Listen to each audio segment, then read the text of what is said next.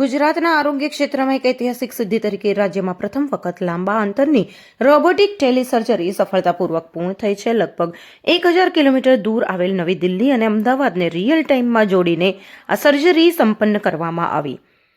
11 ફેબ્રુઆરી 2026ના રોજ અગ્રણી જીઆઈ અને robotic surgeon doctor Sanjeev Haribhakti director Kaizen hospital નવી દિલ્હીમાં હાજર રહીને અમદાવાદમાં રહેલા દર્દી પર જટિલ રોબોટિક ગેસ્ટ્રો ઇન્ટેસ્ટિનલ સર્જરી સફળતાપૂર્વક કરી.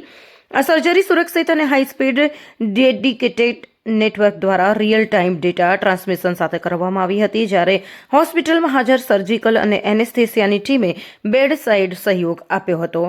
સર્જરી સંપૂર્ણ સુરક્ષિત રીતે પૂર્ણ થઈ અને દર્દીને સફળતાપૂર્વક ડિસ્ચાર્જ આપવામાં આવ્યો. આ સર્જરી દેશી રીતે વિકસિત એસએસઆઈ મંત્રા 3.0 રોબોટિક પ્લેટફોર્મ દ્વારા કરવામાં આવી, જે ભારતમાં અદ્યતન મિનિમલી ઇન્વેસિવ સર્જરીને સર્વસામાન્ય બનાવવા માટે રચાયેલ છે.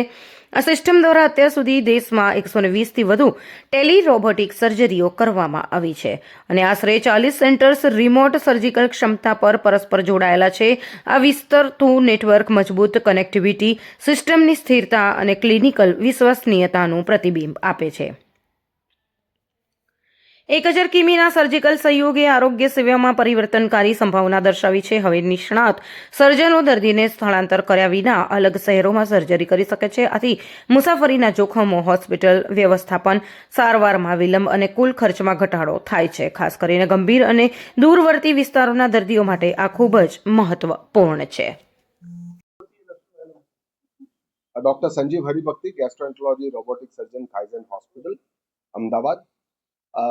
જે એક ઐતિહાસિક સિદ્ધિ હાંસલ કરેલી છે કાઇઝન હોસ્પિટલમાં, એ કે સૌથી પહેલી વખત ગુજરાત રાજ્યમાં એક ટેલી રોબોટિક સર્જરી કરવામાં આવેલી છે કે જ્યાં એક દર્દી કાઇઝન હોસ્પિટલમાં એમને 11મી ફેબ્રુઆરીએ સર્જરી હતી.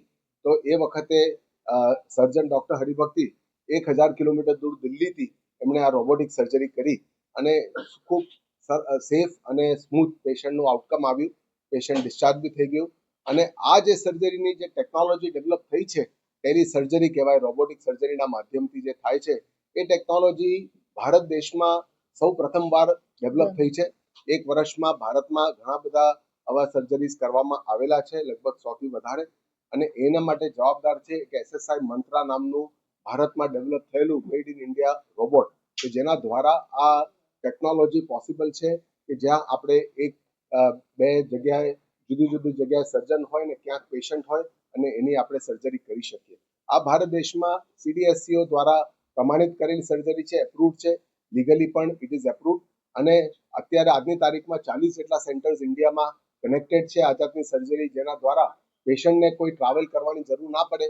સેન્ટર ઉપર પણ કોઈ સ્પેશિયાલિસ્ટ સર્જન ક્યાંક બીજે હોય દૂર, અને જો પેશન્ટ ક્યાંક બીજી જગ્યાએ હોય ઇન્ડિયામાં કે તો એ ક્યાંથી પણ એમની સર્જરી થઈ શકે.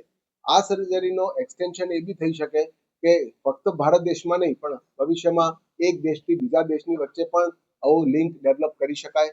સર્જનના ટ્રેનિંગ માટે આ ખૂબ સરસ ટેકનોલોજી છે, કારણ કે આજના સમયમાં આ બધી મિનિમલી ઇન્વેઝિવ સર્જરી, રોબોટિક સર્જરીમાં યંગ સર્જન્સને ટ્રેન કરવાની પણ ખૂબ વિશેષ જરૂરત છે કે જ્યારે સેફટી પેશન્ટની સૌથી અગત્યની છે કે જ્યાં નવી ટેકનોલોજી દ્વારા પેશન્ટને કોઈ બી પ્રકારની હાનિ ન પહોંચે અને સરસ રીતે બધી સર્જરી થાય, જેનો ફાયદો આ ટેકનોલોજીનો પેશન્ટને મળી શકે.